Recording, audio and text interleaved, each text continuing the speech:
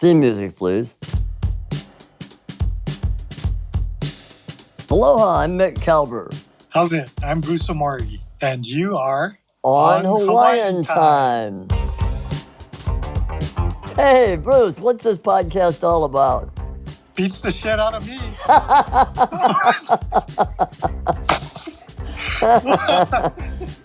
Okay, throughout this podcast, Bruce and I, along with my trophy wife, Ann, and our illustrious producer, Tim, are going to talk story, unfiltered, about life in Hawaii. What it's like here on the Big Island, what it's like during volcanic eruptions, earthquakes, tsunami watches, even nuclear missile threats from North Korea. All the crazy things that happen out here. I've been shooting out here, shooting volcano mostly, other things too, since 1983. My wife won't give me Kama'aina status because she was born and raised here. But Bruce, what do you got going on? Well, I was born and raised here on the Big Island, and I'm a professional photojournalist. So my focus of my work has been the volcanoes as well. I'm a lava junkie, and I'm kind of looking forward to sitting down and talking story over a cup of coffee and just sharing about life here on the Big Island, you know, from a local perspective. Sitting here in the Extreme Exposure Gallery in Hilo, I'm looking out over the bay and just enjoying the pretty scenery. Annie, what's up? Aloha, I'm Ann. I'm an artist, and I love the creative energy here on the Big Island. I'm sitting here on our Lanai and Leilani. We're about 25 miles south of Hilo, out in Puna. We call ourselves Punatics. We've all got opinions. We've all got views on stuff. It's been interesting to get together and bring a few people in that we know to hear what they have to say. We've been back in our house now. We were evacuated from the eruption of 2018 and putting a lot of love into our home. We love it. Timmy, our transplant from Connecticut. What do you have to say for yourself? Well, you know, like Ann said, a lot of opinions in this show. Opinions are like assholes, as they say. Everyone's got one. Bada bing, bada bing. But not everybody's an asshole. But everyone's got an opinion. No, but everyone has an there's asshole. That, right. Moving on. So I got to know Mick and Ann and Bruce really well over the past few years as we were documenting the 2018 historic eruption down here in Puna. And the docu-series is coming out hopefully soon. It's almost done. Yeah, I got to know these guys so well, and they had such interesting and funny stories that, we said, let's do a podcast because I want to share these stories with people. I don't really want to talk. I want to hear the stories from Mick and Ann and Bruce because that's what I've been doing the last few years. And hopefully you guys out there like it too. I want to hear those stories too, Tim. Yeah. Hope Mick and Ann and Bruce have some good stories. Well, you guys have some good stories. I know that, and I'm going to try to pull those out. But I know there's going to be stories evolving throughout this time as well as we're all self-isolating. And my wife and I happen to be renting downstairs from Mick and Ann in Leilani Estates here. So it's an ongoing drama/comedy, dramedy going on here. Ultimately, we're entertaining ourselves. And if anyone else gets entertained or finds enjoyment out of this, that's a bonus. A podcast about isolating on the Big Island. Should be a lot of fun. And by the way, as you've noticed, we do use a few swear words once in a while. So we don't want anybody to be offended. If that's what offends you, then maybe this isn't for you. On today's episode, we're going to talk a story about life here in Hawaii, as we do. Not the typical tourist stuff, but stuff about what it's like living here, some of the crazy things that go on, and just some things that people that hear about Hawaii or think about Hawaii don't really know. I want to talk about some of the other things that make this place so interesting. Not just the volcanoes, but other natural phenomena. Earthquakes, tsunamis, even false incoming ballistic missile alerts. Oh, I remember that day. Mick, don't you? Yeah, I do. We didn't get the alert, but I remember it for sure. Well, I haven't been here in Hawaii too long. I mean, I'm really a mainlander, so I'm going to jump in once in a while and ask you guys to clarify some things. I hope that's okay, and I apologize in advance if I'm mispronouncing something, but I'm pretty sure I'll get corrected. Everybody got a cup of coffee? I do. Oh, yeah. Oh, yeah. What are you drinking, Awesome. Bruce? Kau coffee, of course. Kau, where is that? Southeastern district of the Big Island. By South Point. Down near the southernmost part of the United States. What I really want to Yeah. know is, Bruce, are you a coffee addict? Sure am. More coffee, Bruce? Nice. Yes. There's a lot of coffee farms out here, right, in the Big Island? Oh, yeah. Yep. Hamakua, Puna, Ka'u, Hilo, Kona, the big one, Kona. Anybody know how many farms there are about out Oh here? my gosh. Do you know, Bruce? According to HawaiiCoffeeIndustry.com, there are over 630 farms in the Kona region alone. No way. Yeah, that's a lot. But you've got Kau, Puna, Hamakua regions also growing. So that's a lot of coffee. And that makes me happy. Good coffee. Bruce, you're in good company being a coffee addict. Did you guys know that Voltaire is said to have drunk 40 to 50 cups of coffee a day? Wow. I'm not sure what to say about that. Really? Speechless. We can start calling Bruce Voltaire. I also read Teddy Roosevelt was reported to drink a gallon a day. Whoa! His son was quoted as saying, Dad's coffee mug was more in the nature of a bathtub. That's almost as much as Bruce drinks. Well, yeah, getting there. Bruce, I thought you wanted to talk about the natural phenomena. Well, I love to talk about coffee too. So let's get back on track a little bit here. I know that's hard, but we were going to talk about Big Island and kind of what makes this place unique. And when I hear Hawaii, at least when I first did, before I first came here, I think vacation. I think white sandy beaches, Mai Tai on the beach, umbrella in my drink. It's like that everywhere in Hawaii, right? Well, you know, it is. That's what's here. But there's a lot more going on here than that. But where we come from, the Big Island is probably the most rural of any of the islands, especially out where Mick and I, and now Tim and Andrea are, Puna. They don't call us Punatics for nothing. What's interesting, you're not going to hear the mainland news. You're not going to hear the news out of Honolulu. It's what the community is coming together and doing, talking about what we're doing, how we're doing it. And yeah, I think it's interesting. Believe it or not, there are 10 out of the world's 14 climate zones that exist on this island. Some will say it's less, but it's really diverse. Name them all quick. Oh, yeah, right.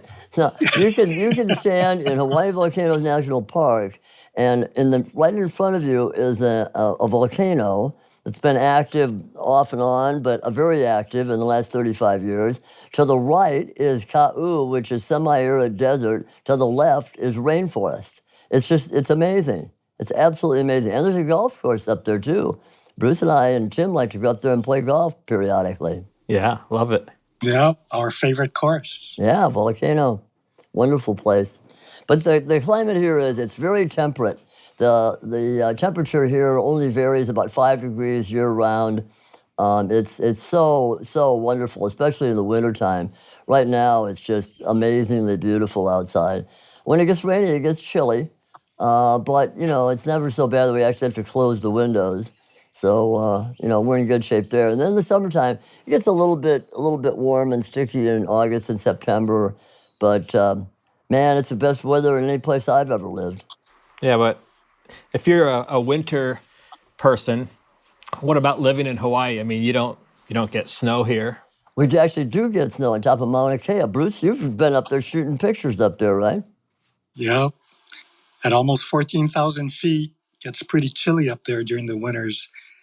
As we have storm systems roll in through the state, we have,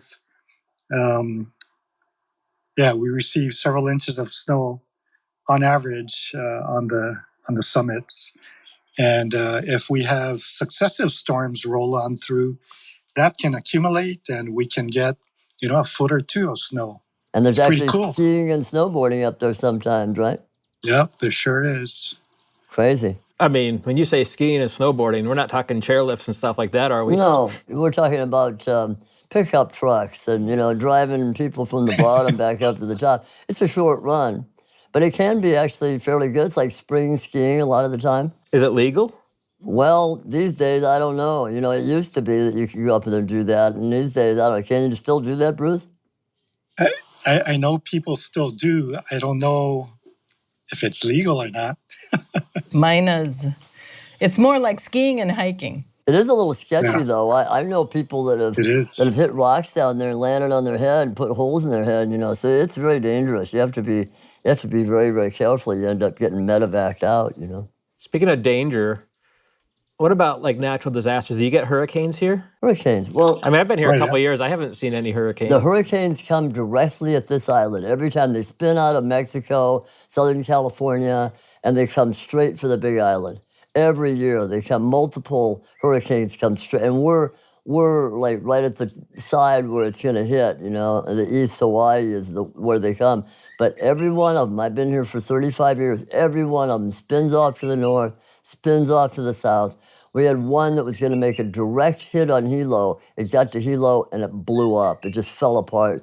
It did come south. We did get some high winds out of it, but nothing like the hurricanes they've had in Kauai and other places. So I wouldn't say we're exempt, but, they don't happen here. They really don't happen like they do other places. So we're lucky. Yeah. Whether it's the mountains or the cold ocean or Pele, the volcano, we don't know. But, who cares? As long as they don't come.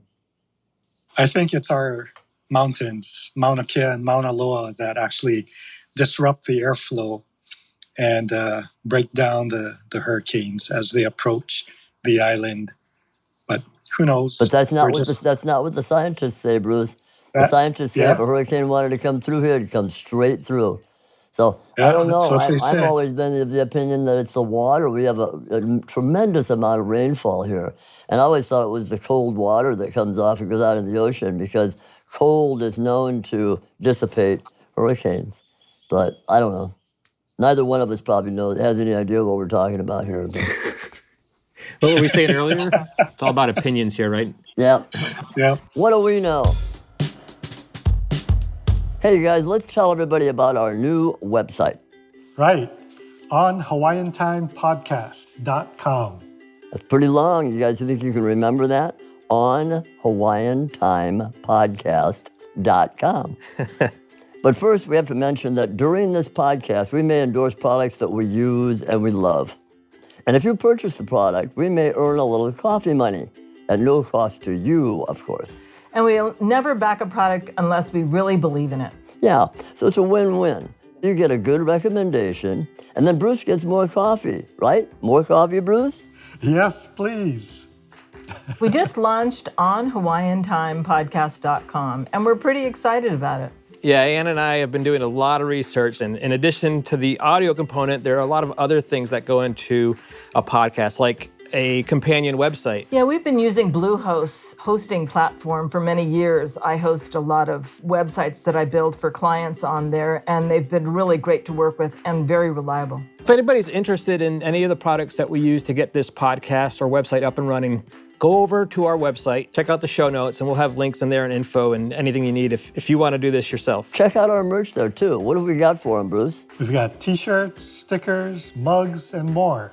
On HawaiianTimePodcast.com. So what kind of disasters do you have to worry about, if any, out here? I mean, we have volcanoes here, I know. Of course, there's eruptions.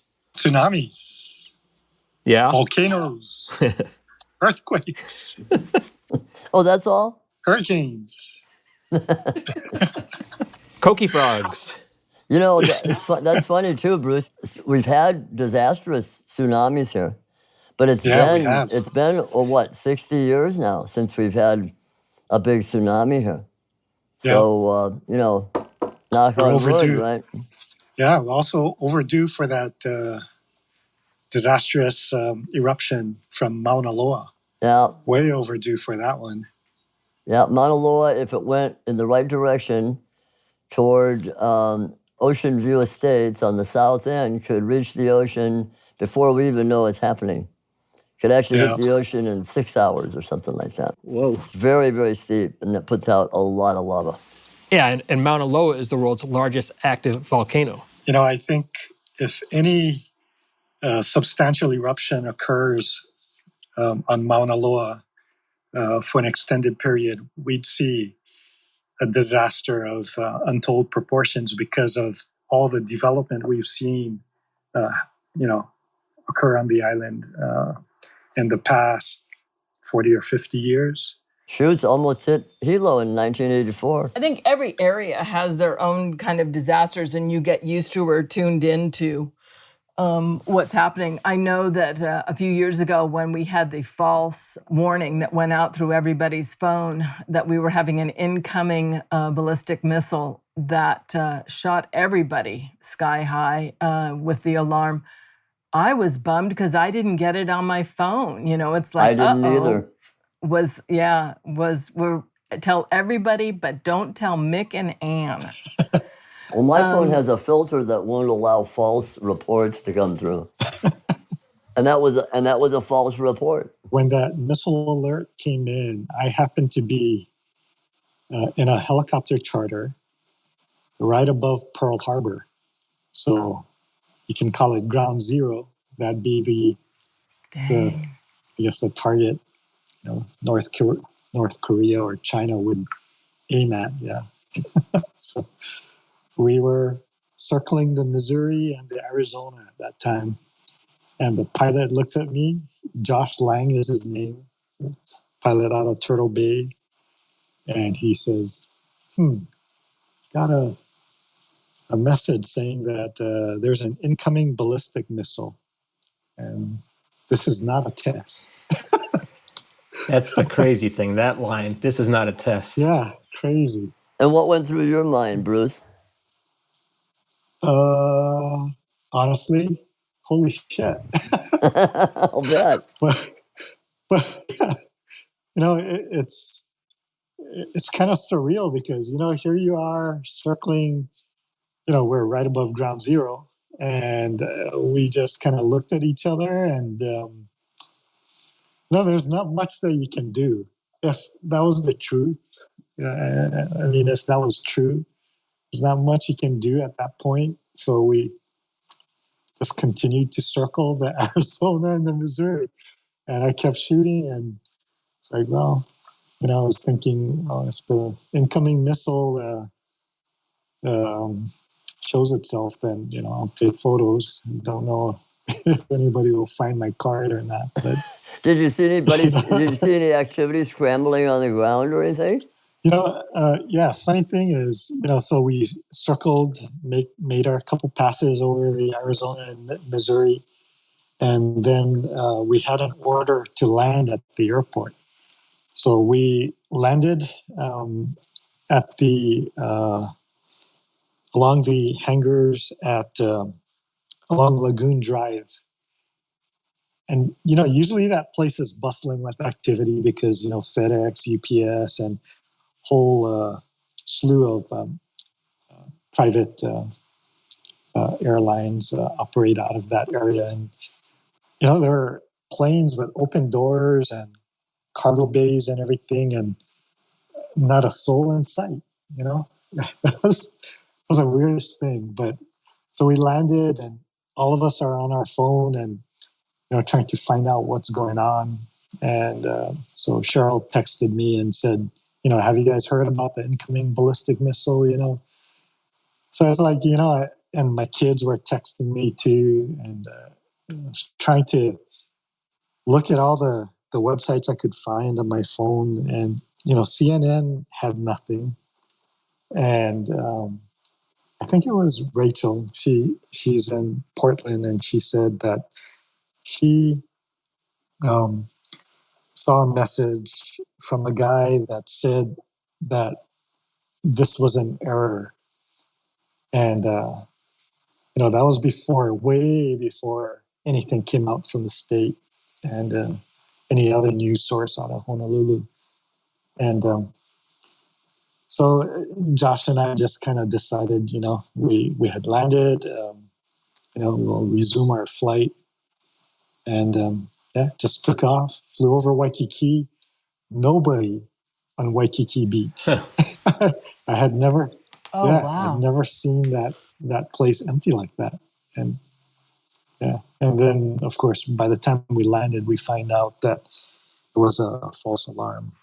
According to Wiki, the alert happened at 8:07 a.m.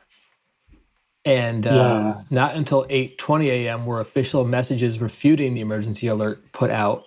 But not until 8:45 a.m., some 38 minutes later, was an alert sent to smartphones again. So for a lot of people, 38 minutes between the time this is not a drill alert went until they got another alert saying it was a false alarm. Crazy. But in that time, all these thoughts are going through your head, if this is real, then basically my life is over, because we're so close to Pearl Harbor and, of course, Honolulu. And how long? What's that noise? I don't know. We can edit that noise out. Let me see if I can mute that. Yep, that was Mick. Oh, I'm sorry. I thought I was muted. My bad. So how long do they say initially a ballistic missile would take to get from North Korea to Hawaii? I thought it was something like 20 minutes or something. Is that right? Yeah, I think so. And there's not a lot you can do in 20 minutes. No, yeah, not a whole lot. Can't run very far, And you got to hope that the U.S., the defense systems they have in place are actually going to knock that thing down before it gets to Hawaii. That's all you can really hope for at that point, I think. Even if you shelter underground, the fallout from that be deadly. If you're in close proximity, of course. There is one other thing you could hope for, that the North Koreans aren't capable of firing a missile that would reach here. Yeah. That it would fall short, that it would be inaccurate. We don't want that to happen. I do have to say, growing up in Hawaii, it seemed like when we were little, there'd be a tsunami, there'd be an earthquake somewhere, immediately, they didn't have the warning system set up where they had the buoys that pick it up, so immediately we'd get it. And it was just a good time. Our house was away from the ocean, so it would just mean all of my parents' friends would come over with their kids, and it was just be a big slumber party and a big party, a good reason for a party. But a lot of times they were false. So it's like any warning that comes across to me, I just kind of wait and see, Annie, some people might not understand too that don't live here. When there's an earthquake around the world, it can generate a tsunami. Because we're in the middle of the Pacific, we're subject to tsunamis coming from all different areas all around us.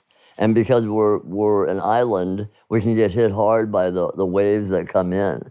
So, the biggest tsunamis that have happened in Hilo, in Hawaii, have come from Alaska and Chile.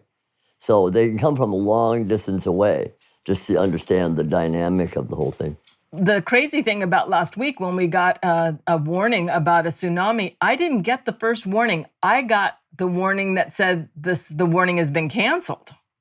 So we get so used to our phones telling us everything going on, that to rely on them sometimes gets a little bit scary, but you just kind of roll with the punches. Well, with that tsunami watch last week, a report came out shortly after saying that the watch didn't appear on the Pacific Tsunami Warning Center's website because the site was discontinued a month ago. And it had been automatically redirecting visitors to tsunami.gov. But that redirect to that website expired on Tuesday. No way. And total miscommunication. Somebody dropped the ball. So a lot of people didn't, like you said, Ann, know there was a watch till it was over. People, the only way you could find out apparently was on Twitter. If you were following a certain Twitter account, that's a little crazy. That is crazy. Because the tsunami people here have always been really big into that, and they've gotten better over the years. So to hear that they've dropped the ball is kind of bizarre. Yeah, I was mowing my yard. Cheryl called me. She said that there's a tsunami watch. And in the middle of this pandemic thing, right? It's like, what else can go wrong? But I went to the Pacific Tsunami Warning Center website. It's one of my bookmarks on my phone. And like you said, it wasn't operating. And I went to that other website, that new one, and it said no warning. No warnings or watches. Ooh. Yeah. So that was kind of crazy. But for me, I hate tsunami warnings because it just means a whole lot of work for us at the gallery. We pretty much got to empty out our gallery, move all the pieces out, and it's nuts. So every time we've got a warning or a watch, then we start preparing for the watch turning into a warning, and then everything hits the fan. We got to get everything out of the shop. That's always a huge red flag that goes up when a big earthquake goes off somewhere. Yeah. Actually, it was during a tsunami warning in 1985 that Annie and I first met. Yeah, that should have told us something right off. Oh, this is going to be a disaster, an impending disaster. So I had a gallery along with my first husband on the corner of Wainuiui and Keawe. And what's interesting is in the back of the shop, there is a watermark that shows how high the water went there. And it's always been something that's like, part of history, what makes that store. We actually got the warning, and we had someone tell us that there was, my father, who knew that the bank across the street from us had a vault. And so we got permission to open up that vault and run and put everything inside the vault. We had koa tables and mirrors and original artwork. It was amazing. And in the middle of all this, and we're starting to bag up, here appears this young, handsome cameraman saying, "Will you do an interview with me?" And so emphasis on the handsome part. And so I, of course, my husband at the time was kind of like, really, but I stopped and gave my interview. We actually have a copy of it. We're going to have to roll that clip in. Oh, God. Wait, here it is. I got it. Stand by. Here we go. Worried about the tsunami? Sure. Think you can follow me? We've packed up all our merchandise and we're put it up for safe keeping for a while. And you're boarding up your doors? Yes, we're hoping to seal off the bottom so if water gets up, it's high, it won't come in, rushing in. Have you been through anything like this before? No, growing up in Hawaii, I've heard a lot of them, but we've never come this close. Are you concerned? Sure. Nervous. Okay, thanks a lot. Can you tell me your name? Ann Morehouse. Yeah, Princess Leia. She was so beautiful. So what happened? No tsunami? No tsunami. We all went up to the... Well, there was a tsunami in my heart. Oh, wow. We drove up to the top of Komohana and sat there, and there was a big splash on the break wall, and later on we found out that was it. So, Not Annie and me. No, that was her first husband. Exactly. We didn't run off. But I did a nice interview, and I thought I gave him, what he needed for the news, but yeah, that was. Yeah, I don't remember if they used it or not. They probably did. That was the start of something big. That was a precursor. Boy, was it ever. Yep. What is? Hilo has a pretty has quite a history in terms of tsunamis and devastating tsunamis. When was the last tsunami that really caused problems and damage? 1960, wasn't it, Annie? Yeah. Yeah. The way the island is formed, they say that it is like a funnel, taking it straight into Hilo. And really, we've not had, you wonder about what the break wall could do if it was of any great force to bring all that break wall straight into Hilo. So, it's, once again, as we all know, it's nature that we can't stop. It's bigger and better than all of us, so can't stop a tsunami. I'm reading a snippet from Hawaii Magazine about the 1960 tsunami, May 23rd, 1960, 1:05 a.m. The source of the tsunami was an 8.3 magnitude earthquake in Chile. Maximum wave height was 35 feet, $24 million in damages, which would be worth $171 million today, 61 deaths. It says the Pacific-wide tsunami was caused by the largest recorded earthquake in the 20th century. Unfortunately, many Hilo residents in the Bayfront area refused to leave their homes because of the relatively small damage caused by tsunamis in 1952 and 1957. Additionally, the first few of an eventual succession of 8 waves were just over 3 feet. So people who had left low-lying areas returned. Subsequent waves would grow to be an overwhelming 35 feet. That's serious. Crazy. I have a friend that used to live in the Waikiki area, and their home got taken by that 1960 tsunami. So he and his sister, I believe, got rescued by a fisherman in a boat in Hilo Bay. Wow. And his mom and dad died. Wow. Yeah, crazy. Mick's gone away, it says. He's walked off. Oh, Mick, Mick? I guess he went to go eat. Yeah, really. He walked off somewhere. Mick, are you back with us? I am. Okay. Sorry. Well, no, I was trying to get the dogs food because they were crying. I had to go to the freezer. I didn't think it would knock me off just walking downstairs, but it did. Sorry, what did I miss? Did I miss a great story from Bruce?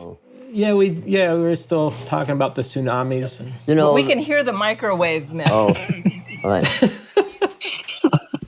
That's okay, carry on. You know, one of the interesting things, I'm pretty sure it was 1960, that tsunami knocked a railroad engine completely off the tracks. A huge steam engine knocked it completely off the tracks. It mangled the tracks going across the river. The devastation was just unbelievable from that. You know, people underestimate what tsunamis are and how they work, and it's not a wave.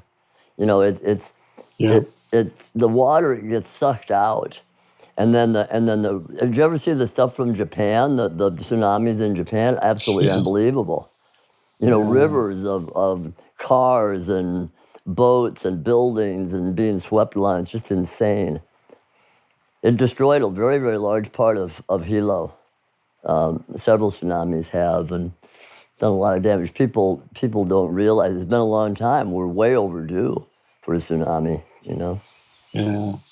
So it seems obvious, but, you know, what is the plan if you get the tsunami warning and you're on the island? Go up what slow. do you do? Go up away from the shore. Go out and pick up the fish when the water goes away, you know? That's the truth. And there are actually signs throughout, like downtown Hilo, that tell you when you're out of the danger area, that you're in high enough up that they can foresee. So, but yeah, go to higher ground. So I guess the plan is first to know if you're in a tsunami zone when you are in Hawaii, and then know how to get out, know what your route out is. What's for dinner, Mick? Well, the dogs are having chook, which Annie makes for them. It's beef and well, you should tell them, Annie, what it is. I don't make it. It's a beef broth bone base, and then some rice and sometimes some vegetables with their kibbles. They eat well here. That's right, gourmet. What kind of dogs are they? We have 2 dogs. They are Bouviers, Bouvier des Flanders. Zilly and Zoom, and they allow us to live here. That's right. We call them designer dogs. Bruce, you've got dogs, right? Yeah, I've got 3. Yeah, I've got a 100-pound pit, maybe a 40 to 50-pound.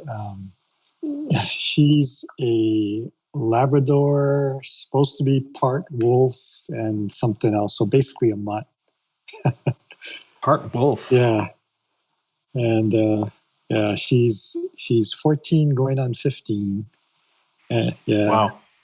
And she's slowing down. And then we have a little guy. I think he's a part Jack Russell. And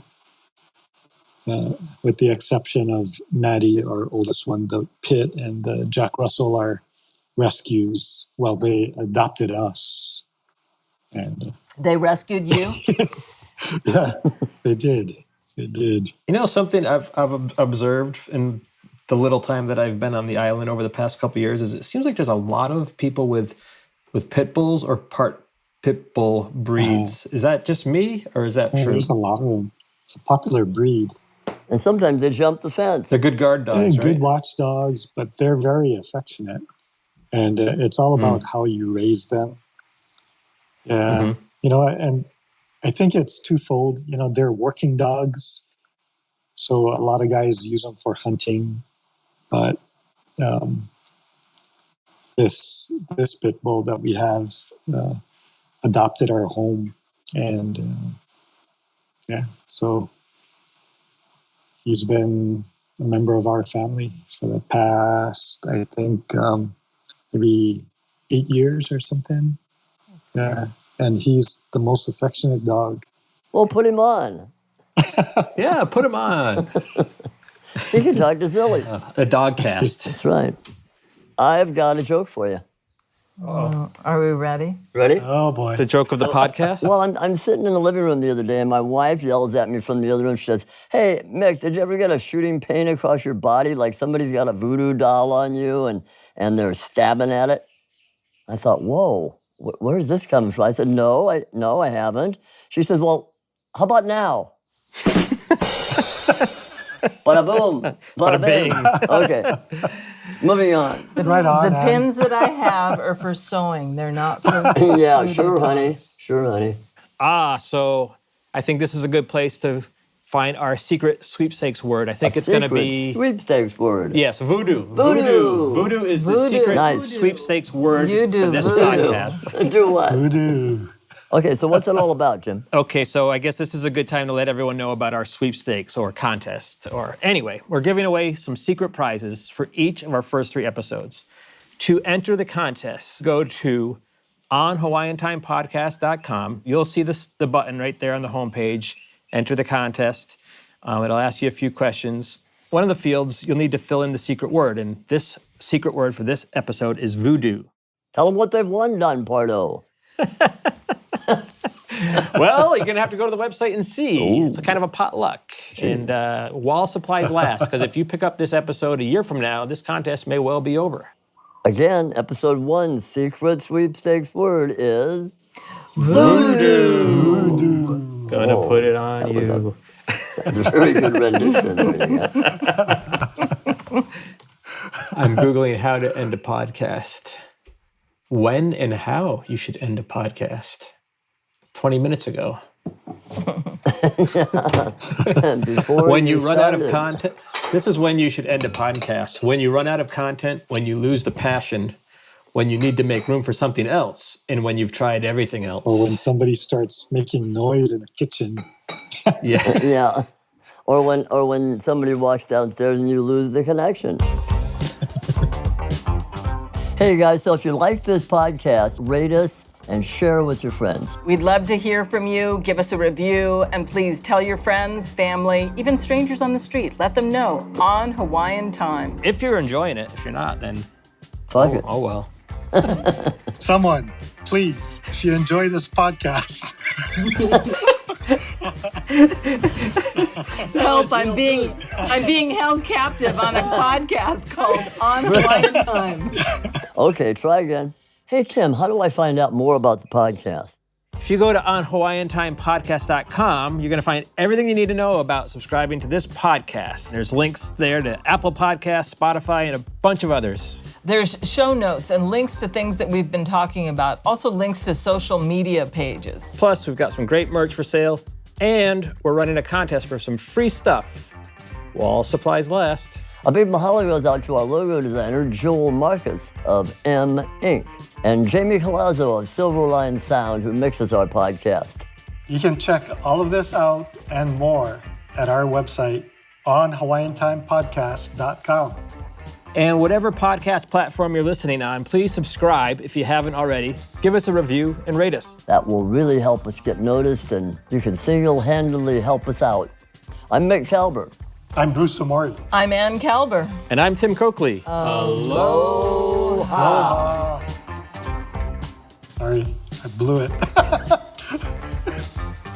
On Hawaiian Time.